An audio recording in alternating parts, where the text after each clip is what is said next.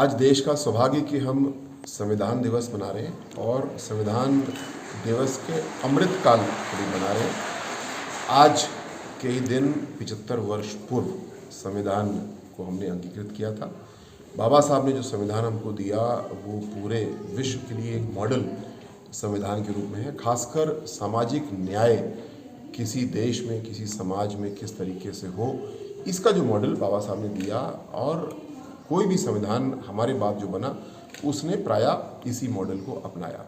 हम सब के लिए जो बाबा साहब ने चेतावनी भी दी थी कि राजनीतिक बराबरी तो हमको मिली, यानी एक व्यक्ति एक वोट का अधिकार मिला, लेकिन सामाजिक बराबरी, आर्थिक बराबरी के लिए हमको काम करना है। मोदी जी के नेतृत्व में, योगी जी के नेतृत्व में बहुत यात्रा ये आगे बढ़ी, लेकिन जो काम शेष है उसको हम सबको मिलकर तेज़ी से करना है, जिससे कि हर मामले में सामाजिक रूप से, न्यायिक रूप से, आर्थिक रूप से और राजनीतिक रूप से हिंदुस्तान का हर नागरिक बराबर। समाजवादी पार्टी के लोगों की हमेशा से ये आदत रही है, मैं कहूँगा परंपरा रही है, कि कानून को अपने हाथ में लो।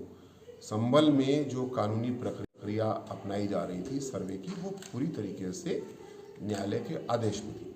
अगर किसी को उससे ऐतराज़ था तो न्यायालय में वो अपनी बात रख सकते थे, अपील कर सकते थे, लेकिन इस प्रकार जो हिंसा की गई ये बहुत गलत है। लेकिन हमारा प्रशासन, हमारी पुलिस ऐसे उपद्रवियों को डील करना जानती है। ये योगी जी की सरकार है, यहाँ पे किसी प्रकार का कोई उपद्रव करने का मौका किसी को नहीं दिया जाएगा और स्थिति पूरी तरीके से सामान्य है। आज विद्यालय भी वहाँ पे खुल चुके हैं, लेकिन साथ साथ जिन्होंने उपद्रव किया उसमें एक एक व्यक्ति के खिलाफ कार्रवाई होगी।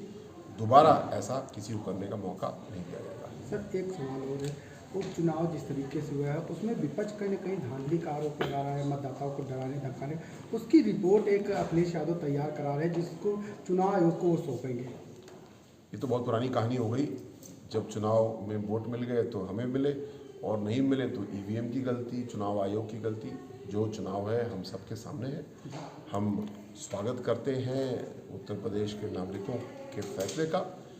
हर एक विधानसभा में हर समाज, हर धर्म, हर मजहब ने बढ़ चढ़ के भारतीय जनता पार्टी को, डबल इंजन के कामों को समर्थन दिया है।